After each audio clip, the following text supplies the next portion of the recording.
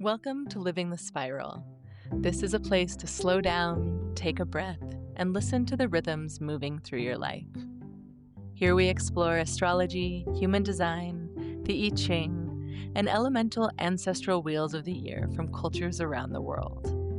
These are old maps and living languages that help us sense where we are in time, what is asking to unfold, and how we belong to something far larger than any single moment. In each episode, we trace patterns in the sky and in the body. We weave myth with lived experience, intuition with practice, and the personal with the collective. Living the Spiral is about learning how to move with change instead of pushing against it. About meeting transitions with curiosity, integrating polarities, and remembering that every season carries its own powerful wisdom. When you begin to listen to the cycles, life starts to feel more connected, more meaningful, and more alive. I'm your host, Alison Dale, and this is Living the Spiral podcast.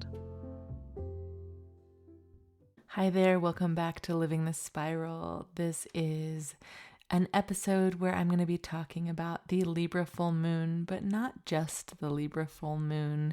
We are going to be talking about this major pileup of 7 planets in Aries that we will be experiencing through the month of April. And I want to just start by naming that cosmic event right now, because I think if we don't talk about that, this full moon episode might just feel like a standalone moment. But it's very much more than that. We are jumping into the opening of what I think of as a month of fire. And this full moon in Libra that's coming up on April 1st or 2nd, depending on your time zone, which we're going to get deep into in this episode, is like the doorway into the month of fire. I remember back in January, a couple of astrology friends and me who have a text thread, one of my friends reached out and was just like, what do you guys think about April? Like, what's going on in April? April is on the mind of many. And it's true, we have arrived at April. Not to say that January, February, or March have been in any way easy in any sense, personally, politically, or astrologically, but April is a fiery month with all of these planets stacking into Aries.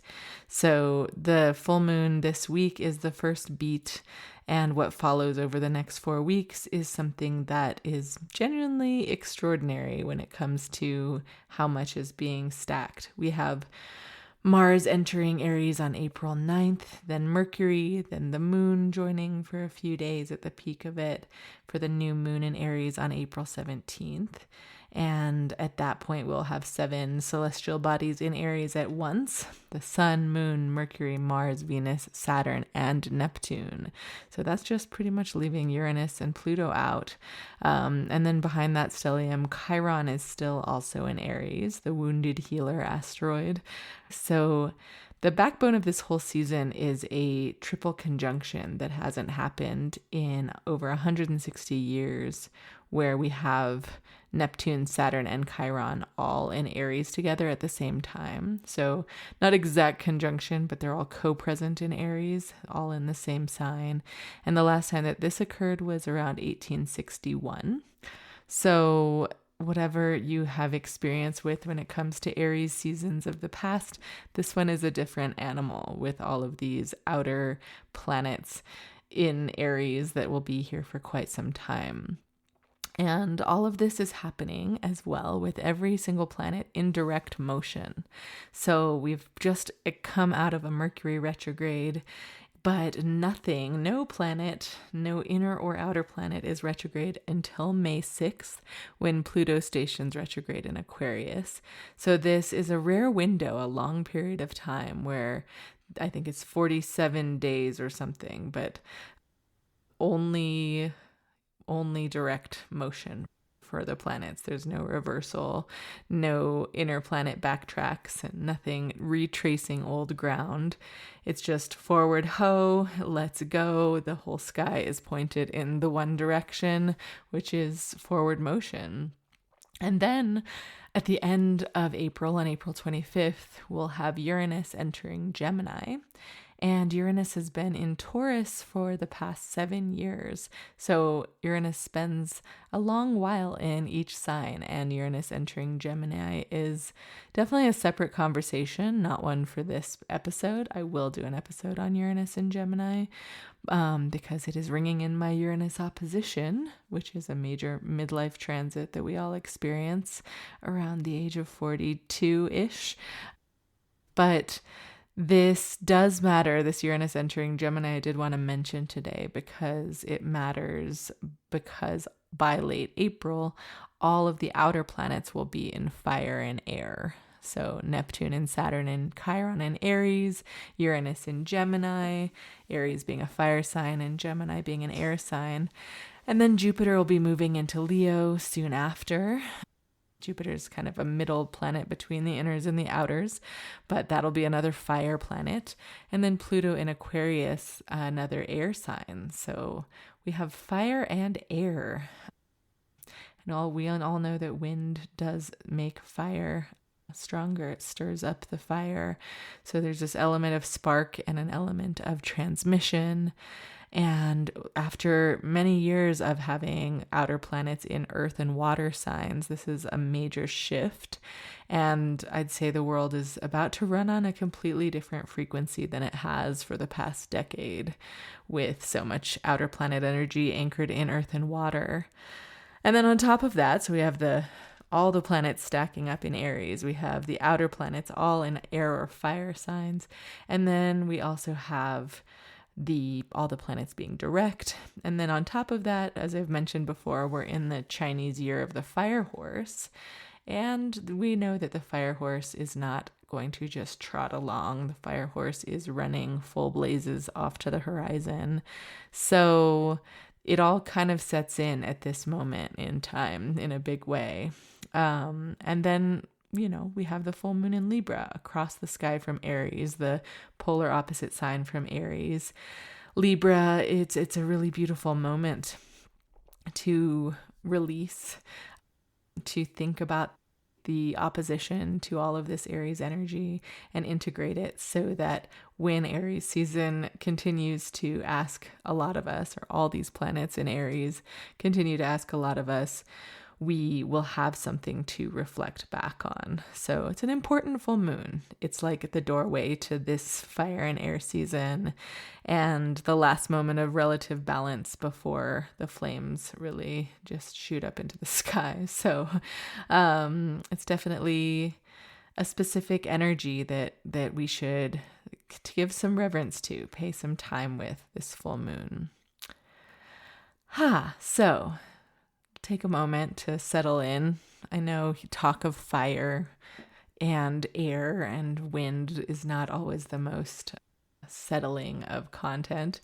And especially for me, I think many of you who have been listening for a long time know that I was in a wind-fueled house fire back in 2011, which was a major pivotal moment of my life. It was right around my Saturn return. It was right when Saturn was on my natal Pluto. And I was in a 4-alarm house fire in the middle of the night and had to be rescued outside a 3rd-story window after hanging outside of that window for 20 minutes with pure adrenaline. And so and I found out later the reason the fire was so strong is because it was 60-mile-an-hour winds. And so I do have a very deep personal embodied response to even talking about fire.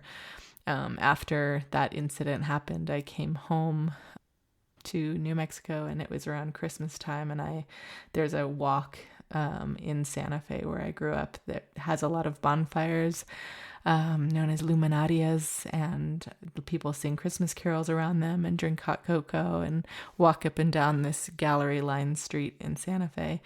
And I came back and really wanted to reclaim fire, so I was not afraid of fire after having been in one. And it went pretty well. I got pretty drunk and was with my mom, and put on some really crazy like makeup and wild clothes, and just kind of went out feeling very just like I have to own the fire element, and started jumping over some of these bonfires and making a bit of a scene. But it did work. I do feel like by coming back into face the fire and not be afraid of it, it definitely, I think it helped in the long term, perhaps. But I still smell smoke sometimes. I'm like, ooh, I know the shadows of fire. But I love a nice warm hearth.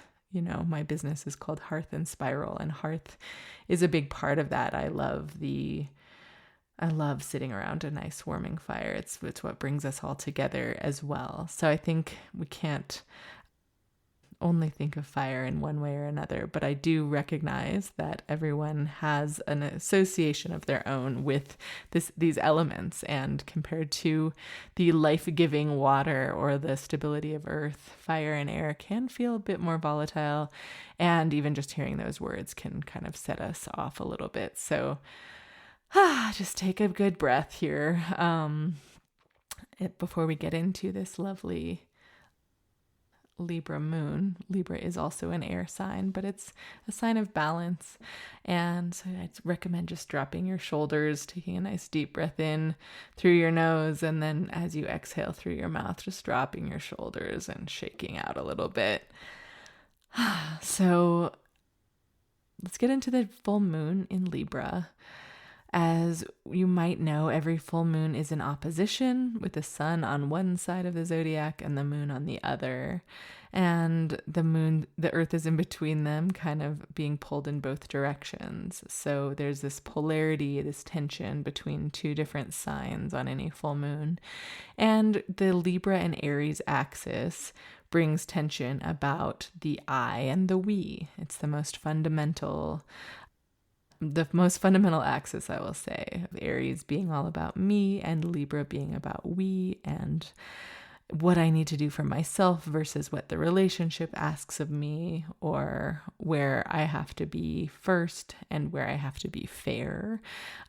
It's kind of, me, we. And Libra at its best is not all about people pleasing or accommodation.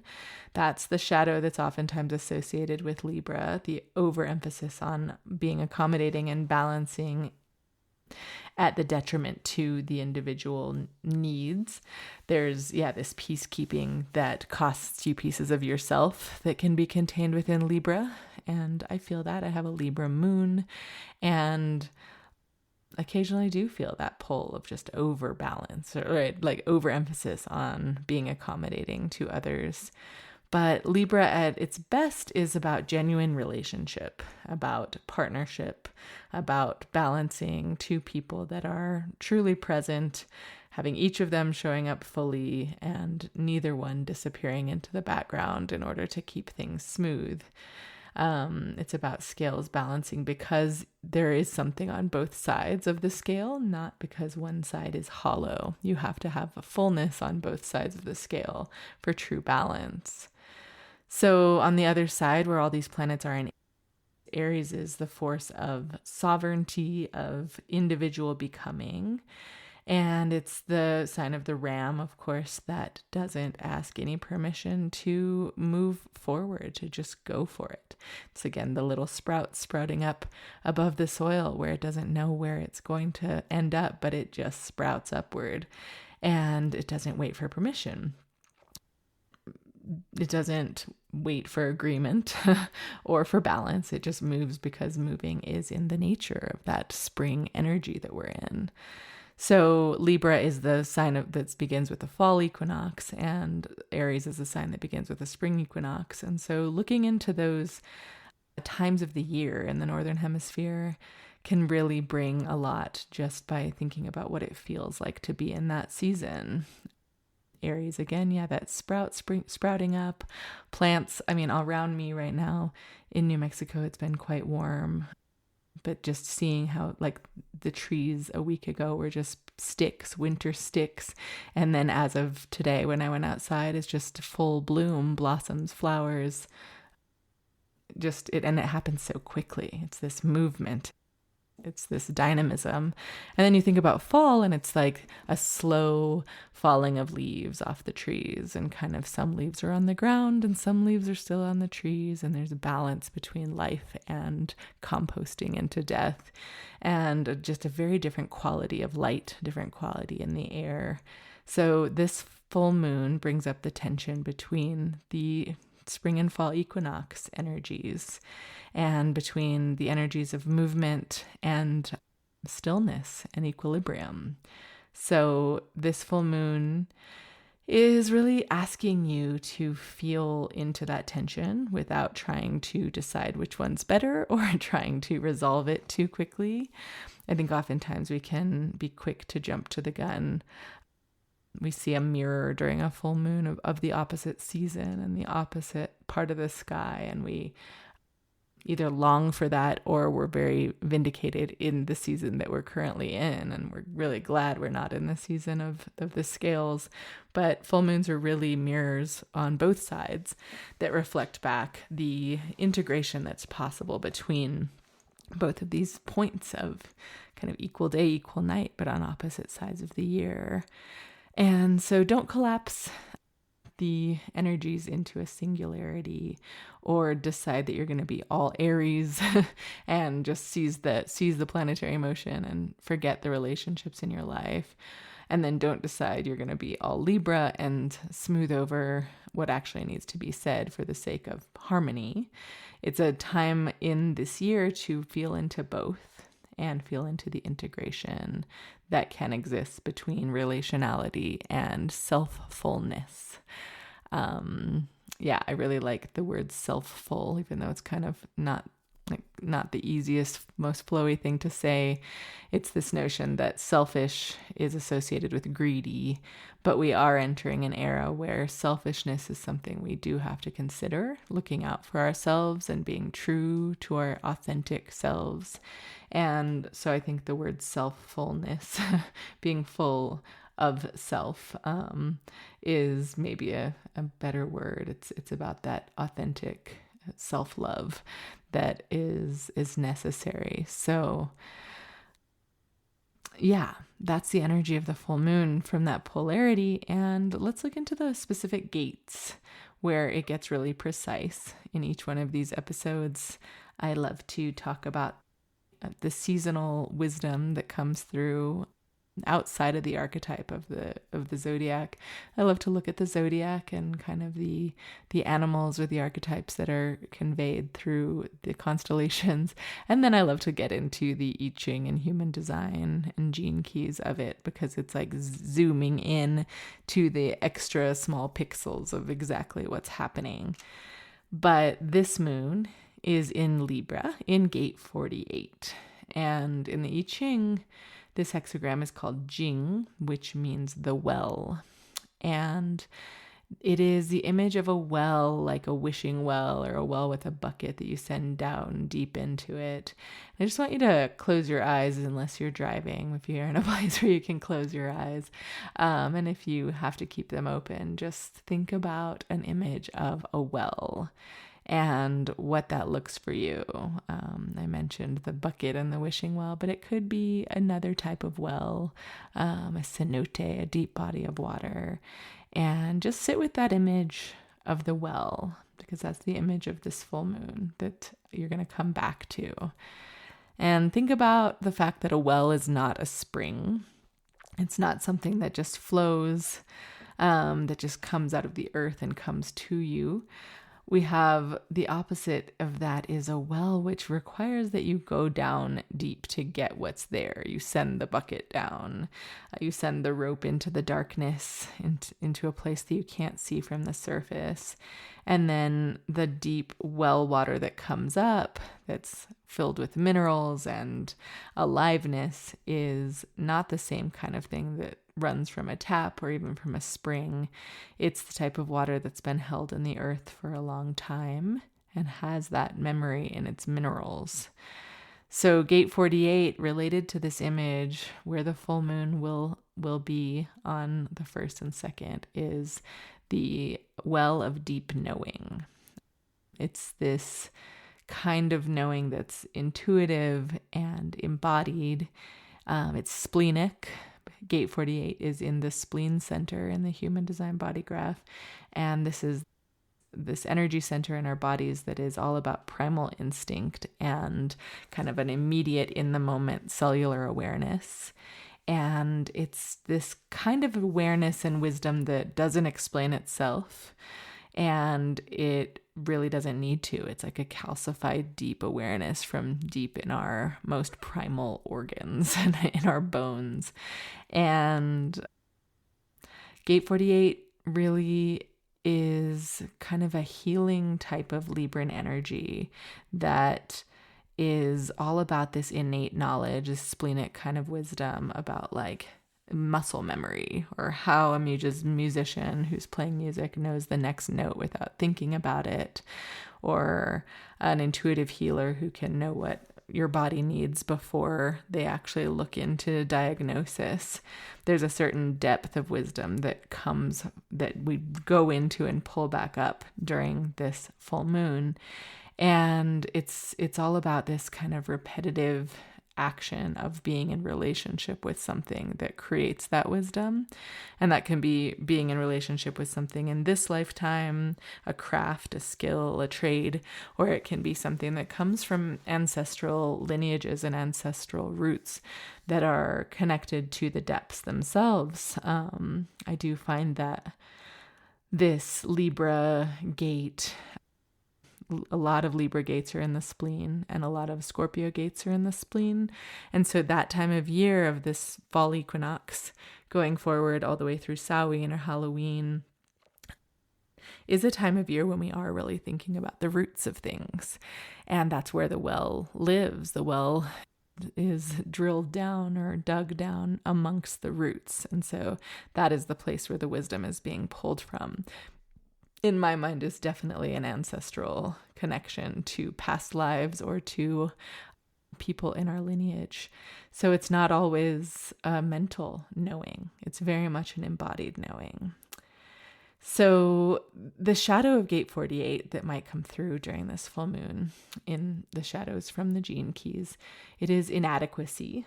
And that in this case means a specific kind of imposter syndrome that is really saying that you haven't gone deep enough yet. There's always deeper to go to get to the truth.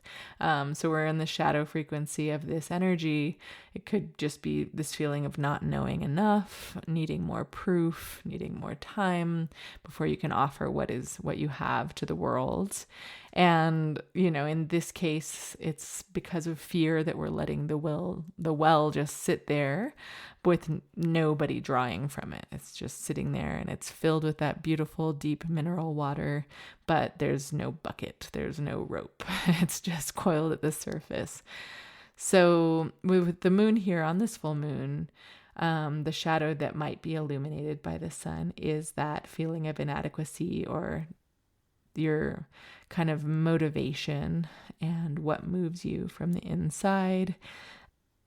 It's, if you're feeling any of this inadequacy on this full moon, as Aries season rages around us, and so many planets are in this forward motion, like go, go, go, this full moon might feel a little bit intimidated because it's being opposed not only by the sun, but by like every other body in the solar system.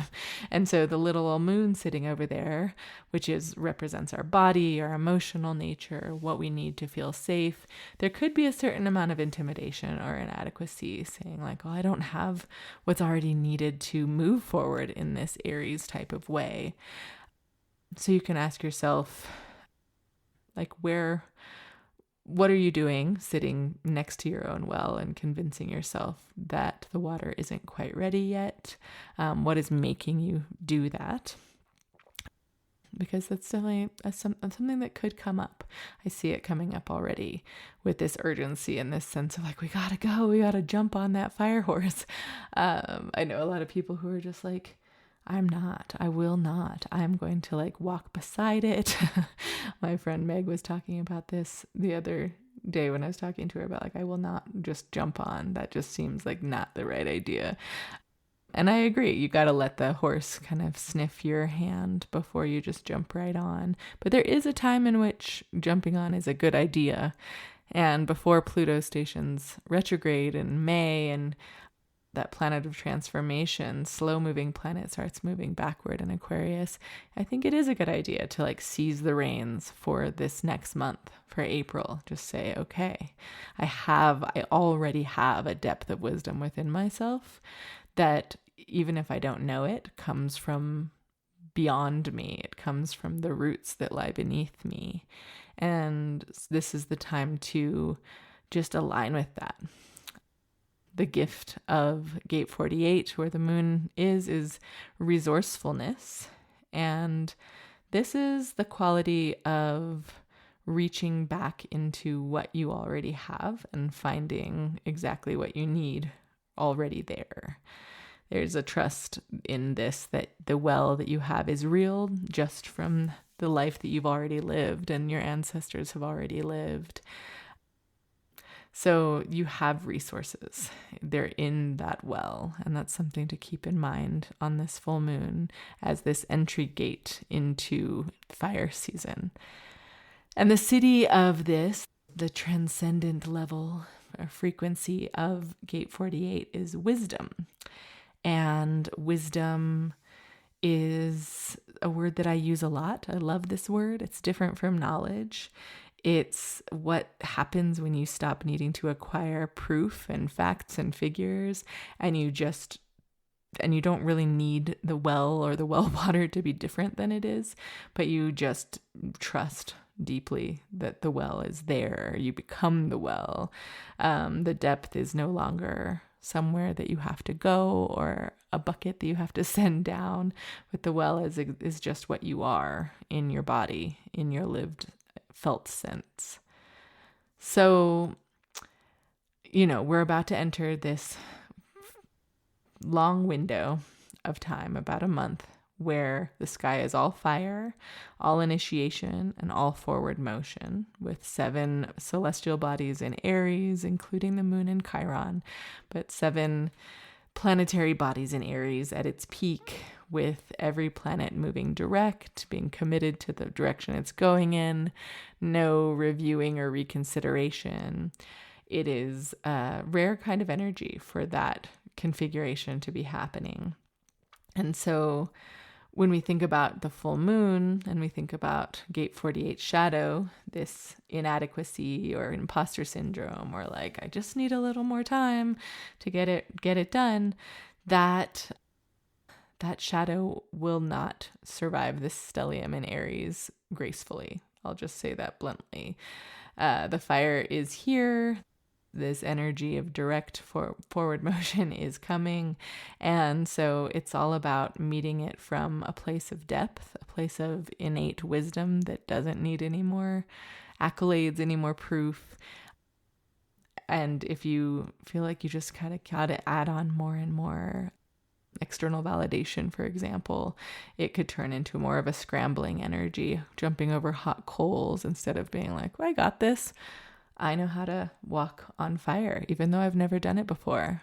Somewhere in a past life or somewhere along the roots of my family lineage, I know how to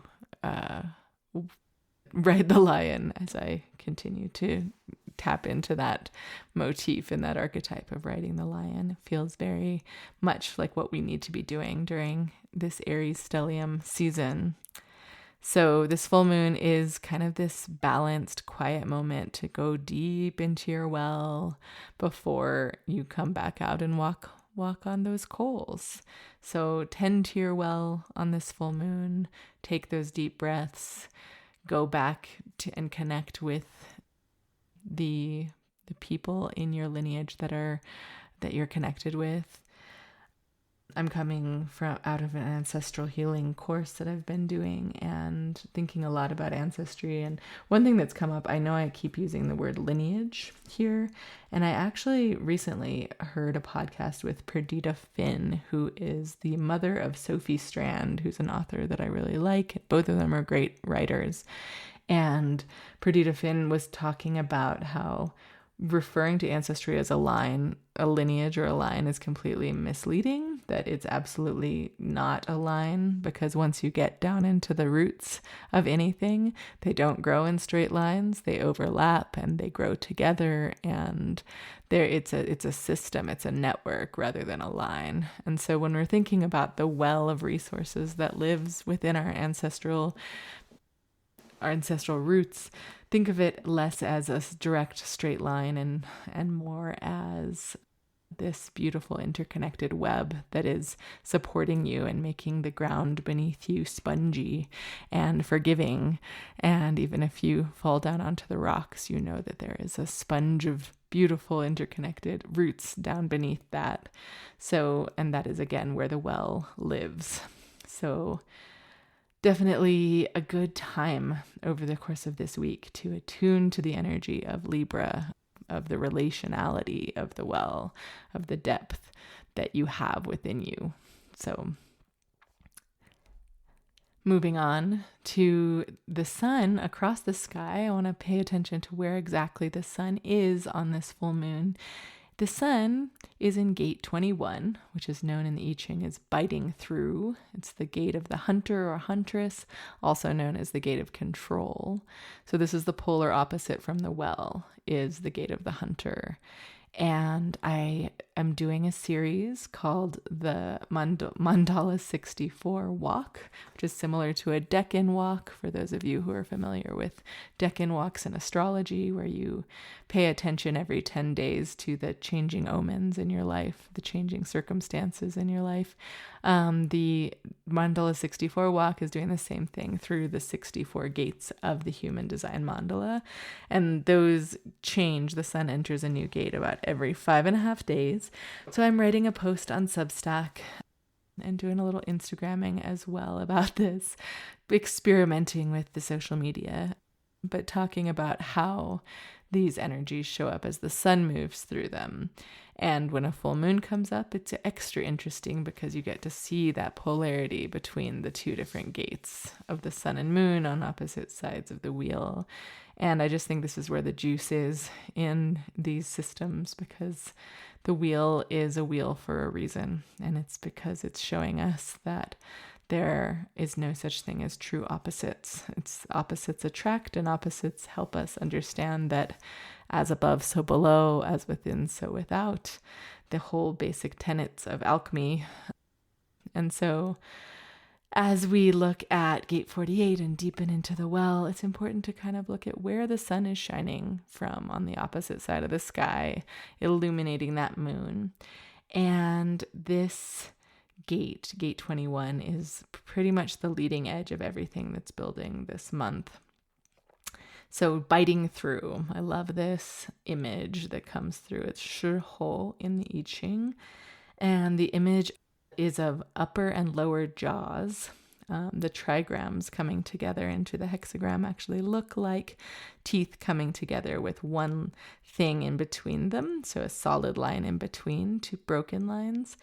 And so it kind of looks like something that doesn't yield easily, that you're like biting down on, like gristle or an Olympic gold medal or a bone or something tough that you're biting down on, and you can't quite just easily get through it. But the message of this hexagram is to bite all the way through and be decisive, like make that one chomp that is like, yes, I don't need any more information. I am just going to shoot the arrow. The hunter is shooting the arrow without hesitation. It's that Aries impulsiveness, perhaps, but decisiveness is a better word. And it's just the fact that some situations do require decisive action or force, even biting through, instead of more depth, instead of wisdom in the sense of relationality. It's this moment to moment, like, there's the rabbit, I'm starving, gotta shoot it right now before it hops away. So gate 21 lives in the ego center, which is known as the heart or the will center in the human design body graph. And this center governs willpower and ego and material resources and the drive to provide and protect ourselves. The ego center is strong tribal energy. And gate 21 here is all about like who has the resources and who is willing to step forward with that bow and arrow or that decisive action and just tell the tribe this is how we do it, and not really be open to the other possibilities because it's about the immediacy of the moment. And in the gene keys, the shadow of gate 21, where the sun is during this full moon, is known as control. And this is a shadow because it's control in the sense of like paranoia or needing so much control freakishness, micromanaging, hoarding, gripping everything because you feel like if you don't grip tightly or have control over everything, then you're gonna fail or you're gonna fall. And this can show up as someone who insists on doing it all by themselves because they just don't trust anyone else. And on the flip side of that, it's someone who's so afraid of being seen as controlling that they abdicate their power completely, and then they quietly resent the fact that they weren't in control because they gave the power away. My dad has this gate as his sun gate. It's his birthday gate. And I definitely see him as someone who insists on doing it all himself. And I don't know if it's because he doesn't trust anyone per se, but he does like being in the driver's seat, literally and figuratively. He's been an entrepreneur his whole life and has never worked for anyone else at all because he's like, I could do it myself. And that's very much gate 21 energy. Is like, I think of it being a hunter you don't hunt in a pack because you don't want to make too much noise. You hunt solo and you scan the horizon. So I look at it as like the well is going deep underground through all the layers, and the hunter is out there looking, scanning the forest, scanning the horizon, and seeing what moves and then how to react and respond to that movement. And so within that, there is definitely an authority, a personal authority.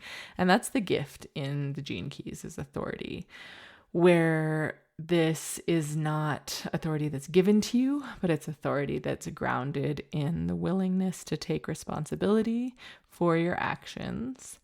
And to know that when you say this is what we need to the tribe, that they will trust you based on the fact that you've earned that authority. You've brought home the bacon literally many more times than one, through that sense of control at first, perhaps, and that sense of individualism that's such an Aries trait. And the city level of this authority is valor, which is a word that we don't use a ton in day-to-day speech, I feel like, in the English language. But valor means spiritual courage and having the bravery to surrender control to something larger than your ego's agenda. Valor has a certain trust in it and alignment with the universe that when you lead with integrity, you can release the grip that is in the shadow. You don't have to hold on so tight to telling other people what to do or being in the driver's seat. You can know that people trust your leadership already. So the sun in gate 21 at the opening of this most fire-heavy month in over a century and a half, with Chiron and Neptune and Saturn all there, it is not a subtle energy. It is definitely Aries. I feel like gate 21, we're getting into the middle part of Aries. So the sun has been in the gate of innocence and then in the gate of opinions. And those are more like baby lamb, like growing up, sprouting horns, little ram energy, I'd say. Not to be diminutive, but I do see that as like this wide-eyed approach to a new cycle, the new astrological year. And then we reach gate 21 and it's kind of like the horns have fully grown in. And it's like, all right, now it's my time to like take control. It moves from the G center, the center of identity and love, in the gate of innocence, to the ajna, the third eye, in the gate of opinions, and then comes down for gate 21 and the gate that follows it. Those are both in the will center. So it's about this like action satisfaction. kind of quality that we're getting into here within Aries. So this is, again, the sun has the capacity to act decisively and bite through anything that's standing in the way and to lead without waiting for permission. And with all of the planets moving direct, there's no retrograde energy to slow it down or send it back to the drawing board. So whatever you're biting into, you're really fully biting into for keeps right now. So just know that. And that's why this full moon is so important, to pay attention to the polar opposite side, which is the well. It's a real conversation of this full moon. It's the well versus biting through. And it's depth and ancestral wisdom versus decisiveness in the moment. It is the spleen versus the ego, this instant sense of acting from, you're like, how am I influencing the world with the ego? And then the spleen being this, again, primal, ancestral, like intuitive kind of wisdom. Libra and Aries are across this polarity. So 21 and 48 are in relationship to each other in the I Ching. In every line of 21 is the opposite of every line of 48. So they're like the mold and casting of each other. And their shared pattern is that the single Tao, or the single energy that these two hexagrams share, the one thing that they're both describing from opposite angles is the imperative to do whatever work is required to connect with what sustains us. It's this joining the above and below. It's truly a beautiful dynamic of the Hermetic principles of above and below, of width and breadth as well as depth. It's like the full axis here. So biting through joins above and below by removing the obstacle that's between them, taking out that gristle.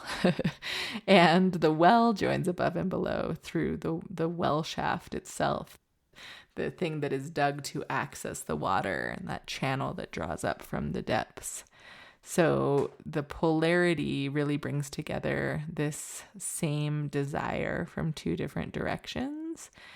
And when they're split and feeling at odds, because sometimes during full moons, you can really feel a frustration or an anger. Like before I even knew about astrology at all, I knew about full moons, as most people do, and that full moons are, bring the werewolves out, and that we have a tendency to stay up late, not be able to sleep, like have a certain kind of hyperness. And I've really come to believe that, like, the more integrated these opposite polarities are within our bodies, the more full moons can be times of like great excitement, great breakthroughs, great, like, just magical moments. I've had some of the most incredible moments of my life on full moons, but I've also had the most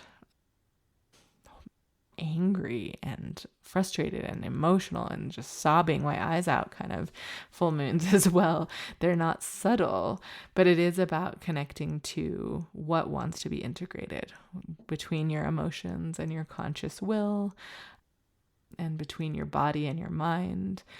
And so if you're not feeling integrated between the well and the bite, gate 48 can have this depth, but can't bring it back up to the surface. And it's like knowing the water is there, but the rope doesn't reach all the way down to it, or the pitcher breaks, and the wisdom that you contain just stays in the dark. And so that's like this certain inadequacy that can come up with that. And then on the other hand, gate 21 has this drive and force and capacity for controlling a situation or acting, but without deep roots, that force can become coercive. You can bite through things that don't need to be bitten through, and then they're all bitten through. You can't put that stick back together after you bite it. I feel like that's something that I deal with a lot with my pets and my daughter. It's just like, you can't undo that once it's done. So that's the energy there, where exercising control over situations that really needed you to slow down and draw from something deeper. That's the dynamic. That's the edge we're walking here. So the integration looks like having something from your depths, and instead of withholding that because it doesn't feel ready, it's in the dark, you act from it anyway. You bite through, but you bite through from this place of depth. And the authority comes from your well of resources, not from just an impulse, right? You know that the decisiveness is rooted in knowing during this full moon. So it's lovely to have this moon balancing out the sun in 21. So that integration is going to be potent. It's going to be powerful to connect with your roots this full moon, and connect with your body, connect with the wisdom that's deep within you already without adding any more layers of icing on top. Take it how it is, play it as it lies, and trust that there is enough there. Because 7 planets in Aries over the next 3 weeks, with the fire horse in its full gallop, with all planets direct, I'll just say it all again, this fire will amplify whatever you bring to it. And the thing about fire is that fire needs something to burn. Fire needs fuel, or else it dies. And so it's either burning fuel that is a fuel of inadequacy, or a fuel of not enoughness or scarcity, or it's a fuel of resourcedness. It's a nice hard wood that will burn for a long time and create heat, and not just spread like burning a bunch of trash, for instance. So the fire is what is made of what it is burning. And so if you bring Gate 48's gift into this, if you bring the resourcefulness and the wisdom of the well, if you bring the depth into the decisiveness, then the fire can be a really powerful vehicle for creating something really real in your life. And this full moon is a moment where we make that choice. Before the stellium peaks and before the horse is fully running off to the horizon, it is time to decide what kind of fuel you're going to bring into the fire and how it's going to burn. And this reminds me of, I've started doing a few reels on Instagram, which is really intimidating for me because I don't like to be on camera, but I've decided to just try it because, hey, it's Aries season and I have resources in there that I want to talk about. So I've started to bring this through, and I talked in one the other day about the Cazimis that just happened of the sun meeting up with both Saturn and Neptune in Aries, and how it feels like the Saturn-Neptune conjunction in Aries was reinvigorated with those Cazimis. And again, like I've mentioned a couple times, for me, the dynamic that feels at play between Saturn and Neptune being these prominent planets in Aries is that Saturn is I see it as like this crystallized particle, and I see Neptune as a wave. And so I think about quantum physics, and I think about how matter exists as both a particle and a wave simultaneously. And it's all about the observer that basically takes the infinite potentiality of a wave and upon observation collapses that wave into a particle. I think quantum physics is super cool, and I'm by no means a quantum physicist, but from what I know of it, that is how reality actually works, even if we're still collectively kind of stuck in like Newtonian, like mechanical physics. But quantum physics is where it's at, and I do feel like this full moon has a lot to say about that as well, where it is really about like, what are we collapsing our attention into to create the fuel for the fire that will burn, and not providing a lot of energy like gasoline for the fire to cling on to, that's just like hot air or fear. It's like, how can we consolidate and collapse the waves of like all the things that are going on into a very specific resource that we want to put into the fire to create, to transmute into a new reality. So this is where I'm living right now, is on this edge of quantum physics and and ancient wisdom, and thinking about how a lot of this is just to say that where we put our attention is what is going to grow. And that is all the more true over the next 3 weeks to a month. So a couple more things I'll say about this full moon, or the aspects to it. I love to go deep into the gates and the signs and the seasons, but the aspects of like what configurations and geometry is the moon making in the sky to other planets. This full moon, we have Lilith in Sagittarius making a sextile to the moon, and Black Moon Lilith is a planetary point. It's the dark moon point, and Lilith is represents the wild knowing that we have, the like divine kind of feminine wisdom that has been exiled because it's so contradictory to what the mainstream believes.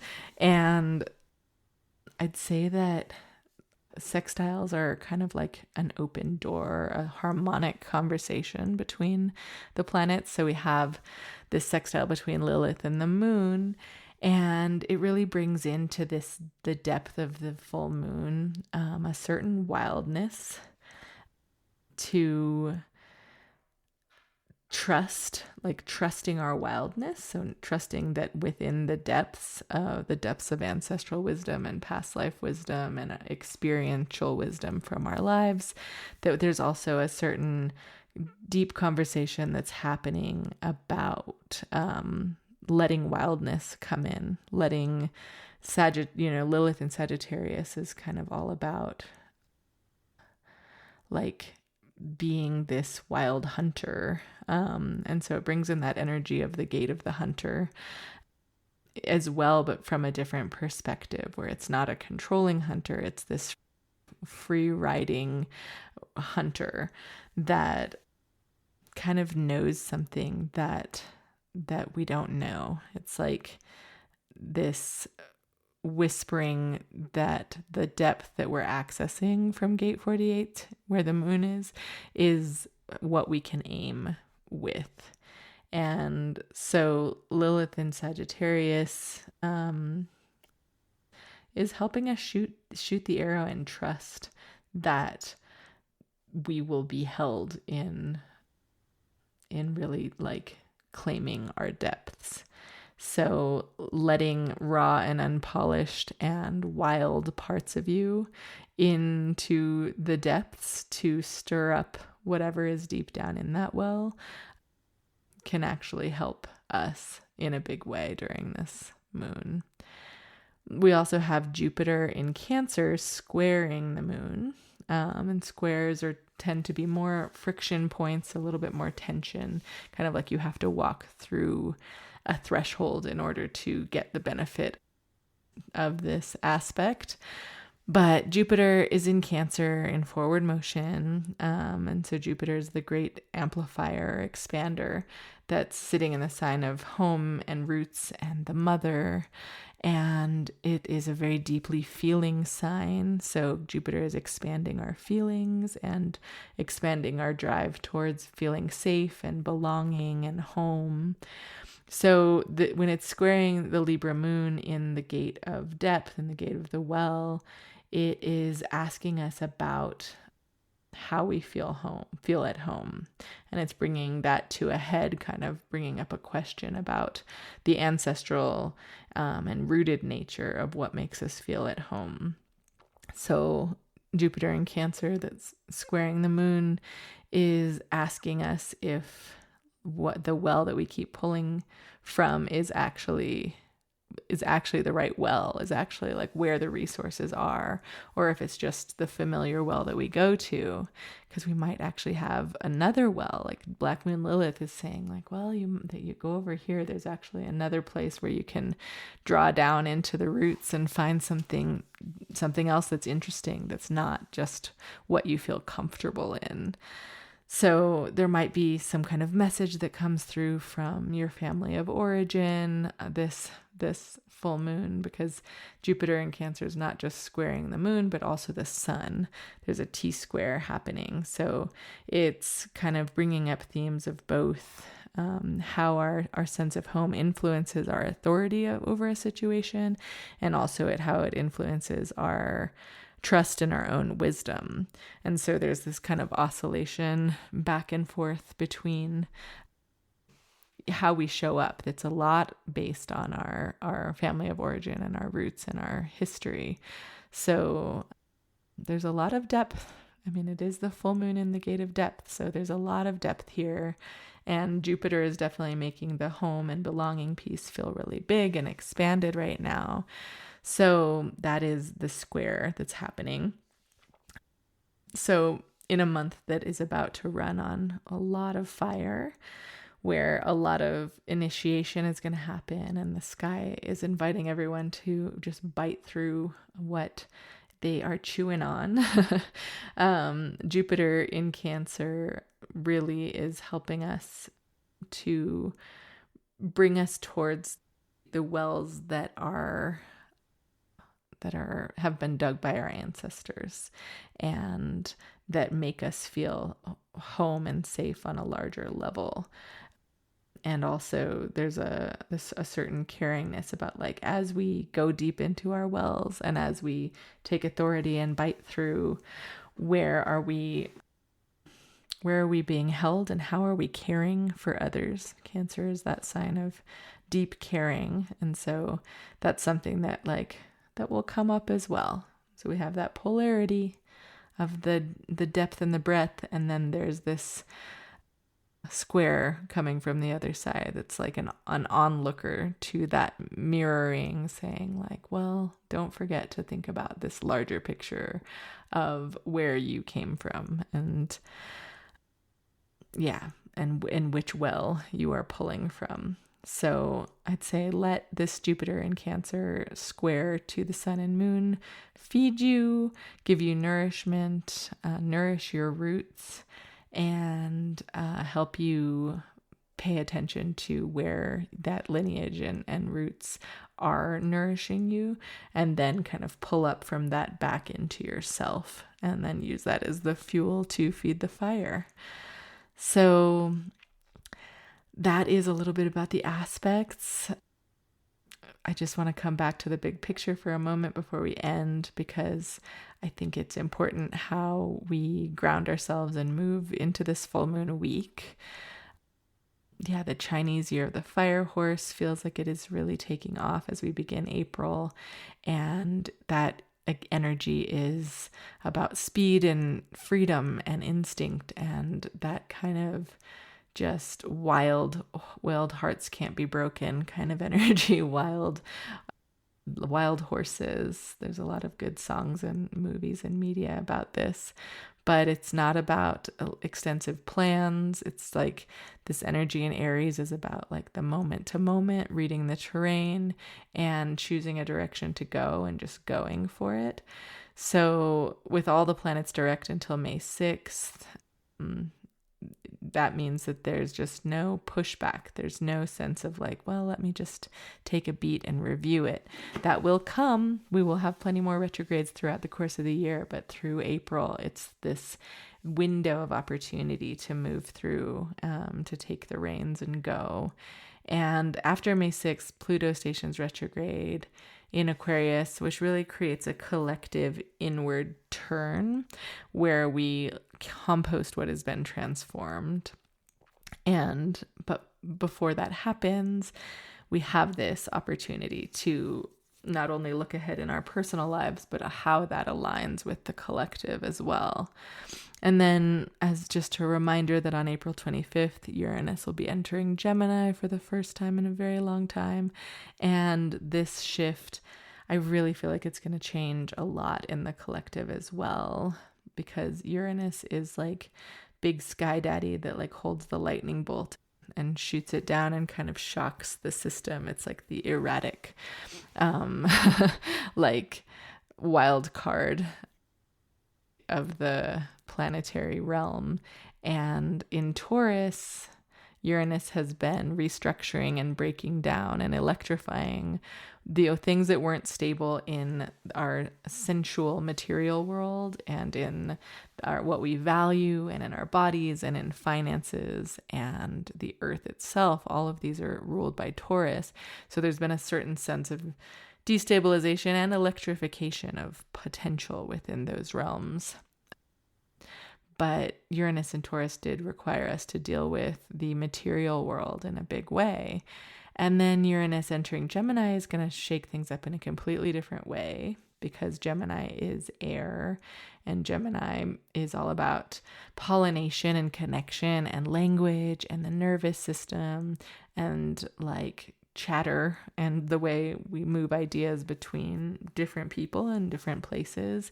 So Uranus in Gemini is going to really rewire how we communicate and how we think as a collective and how information travels across space-time. So if you look at the last time Uranus was in Gemini, it was 1942 to 1949.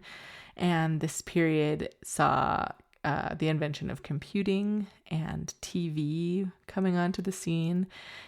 The splitting of the atom happened during that time, and it was the beginning of the Cold Wars, information wars as well.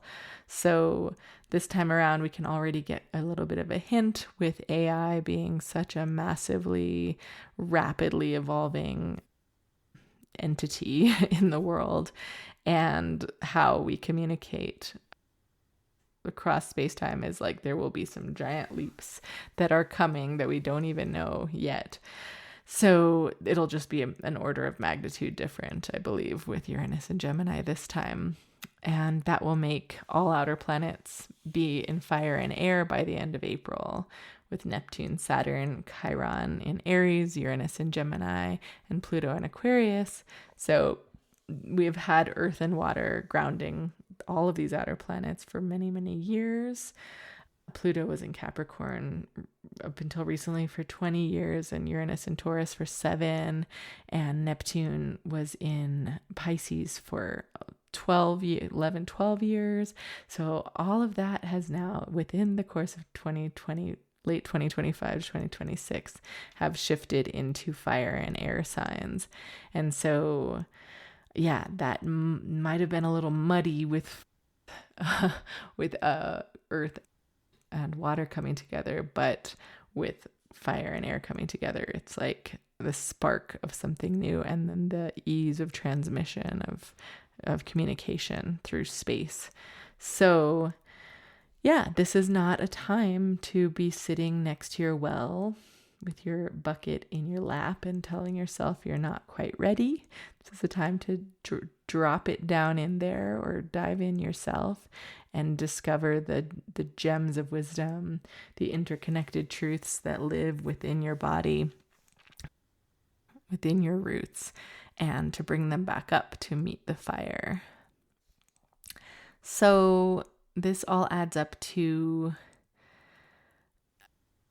just asking yourself to locate the place within your depth where you have real wisdom, real knowing that's been cultivated across time, and notice any times or places where you withheld that because it didn't quite feel ready or safe or authorized by someone else. It's this moment in time, this full moon is asking you to let that deep resource of knowing within your body become action, to pull the bucket back up to the top and take a big gulp of it and splash it all over your head, and let the intuitive certainty of your spleen, this primal knowing, move through to the ego center, move through to the center of willpower, and allow yourself to lead, not from a sense of shallow egotisticalness, but from a sense of willpower that comes from the deep, deep well. Because the fire is going to come. The fire is on its way. The initiation of Aries season and all these Aries planets and all these fire and air outer planets are on their way to be here. And it's definitely, it's like, I don't think we have to use the word intense. That word comes to mind, but I don't even really think that that's quite it. It's just, it's momentum, and momentum can feel really good. Like I was walking on a walk today and it was just like the wind at my back kind of energy, where I was like, oh, that feels really good with that spring wind blowing into my back. And that's what we have, is the wind at our backs. And this full moon in Gate 48 on April 1st and 2nd, depending on where you are in the world, but late on the 1st into the morning of the 2nd, this full moon is really a quiet time to dive into that well, to sit with the well, to look deep into it, to do your manifestation, your divination, your release, to pour back whatever you don't need and remember what's already down there. It's a great time to just really feel into the weight of your own depth and let that become the ground that you run from, rather than this place that holds you in a place of inadequacy. So it is a Libra moon, and Libra moons do want balance. I know this from experience, balance and harmony.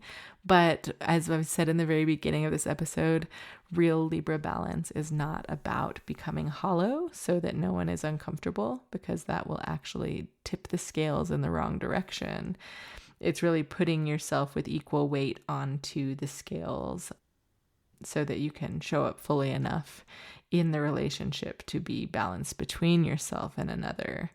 And whatever kind of relational dynamics that you're experiencing right now, it's important to show up fully as yourself, but don't tilt the scales too far that direction. Know that everyone in the picture, both parties on the scale, have their own wells that they're drawing from, and they can both bite through from the resource of those wells. So you definitely have something deep down in your well that is needed at this very moment in time. And this sextile to Lilith is saying that you can let that be a little bit wild. It doesn't have to be perfect. And you can just let it be whatever it is. It doesn't have to be anything too serious. It just has to be real. It just has to be you. So draw from your well and then bring it up and move it into the fuel of the fire. So before we close this out, I want to give you a little something to take into your body, because we all need a little bit more guidance of embodiment at this moment in time. I've really emphasized how much I believe we should make more decisions from different body centers than just our minds. And so I'll just give you a moment here to tune into your body if you can. If you're in the middle of multitasking, just try to put whatever else it is that you're doing down. And if you have a few minutes, find somewhere to just sit and put your right hand onto your left side, the left flank of your body, somewhere between your ribs and your hip. Just resting it there where the spleen is, and take a slow breath in to that part of your body, just enough to fill where you feel pressure coming into your hand. And as you breathe out, you can really feel into the question, what wisdom do I actually hold? What do I truly know? And as you continue to breathe into your right hand on your left side, filling that space, continue to ask yourself about what resources you have in your body, what wisdoms you carry, not from things that you've studied, not from things that you can write a syllabus about or teach, but what you deeply know from your lived experience, from paying attention to the seasons as they pass, and from the years of going down into the well and coming back up again. Just breathe into that space where your spleen is and feel the warmth of whatever comes through there. This is your resource. This is the thing that you can bring into the fire. And I invite you to connect yourself to that space, to your left side, to your spleen, as a sense of intuitive knowing that's deep in your body, close to your gut. It's something that you don't have to overthink, but it is a deep well within you that's related to your ancestors. It's related to the relationships that you've kept throughout time. So that is a little embodiment practice to come back to this full moon, and just lovely to be here with you and talk and go off about this polarity and this dynamic. These feels very personal to me. I think I just have a lot of Libra in my chart, and I have a lot of Aries family members. And so as I speak, there's just a lot of personal references about how different people show up with these different energies. So thanks for being here as we've talked about the Libra full moon in the gate of depth of the well. And if you want to walk the gates in real time through all of this as the stellium builds and as Uranus crosses into Gemini, I am doing the series, the Mandal of 64 walk over on Substack. If you're listening somewhere else besides Substack, that's livingthespiral.com is where you can find that. I'm doing one post per gate with a somatic exercise as well as a creative prompt, sharing some of my art there as well. That comes through during each one of these solar transits through the year. So it's free to join. It's free for everyone, but paid subscribers do get tickets to the live rituals that I'm going to be holding at the 8 seasonal holy days throughout the year, as well as a digital calendar, Google Calendar or Apple Calendar, that has all of the transits of the human design solar transits, as well as the astrological transits throughout the year, full moons, lunar phases, all of that kind of stuff. And putting that calendar into your existing calendar or witnessing it alongside is a really great way to see how these energies are showing up along with your schedule and with your birthdays that are in your calendar and all of that. So I've used mine for a few years and I'm offering it for paid subscribers. I will also be offering it at hearthandspiral.com just for a one-off purchase to be able to get that calendar into your system. And so you can check all of this out at livingthespiral.com. And if you want to know where Gate 48 or Gate 21, if they're activated in your own design, or how this next month of April is going to light up your chart specifically, I do human design readings as well as combo astrology and human design readings. And I have a full list of the different reading types that I do at hearthandspiral.com. And I'll put a link in the show notes, and you can find me on Substack as well at Living the Spiral. So thanks again for being here and for engaging with this material. I do find that it's just so nice to be rooted into these seasonal languages as the world seems to spin faster and faster and get fiery and fierier and fierier. So just remember to tend your well over the course of this upcoming week, and stretch, and also get ready to run and to move. So I'll see you next time. I've been posting a few more episodes that are outside of the realm of the new and full moons. I've just put one out that is about the kind of origins of the I Ching and human design and the gene keys as they relate to the Wheel of the Year. And I'm also looking deep into the origin stories of the people behind these systems. So if you want to learn more about the deep dive into where these come from and get a little bit more tea there, you can subscribe on YouTube as well. I'm sharing my podcasts on YouTube as well as all other podcast platforms. So doing the breadth of the Gate of the Hunter, spreading it all out.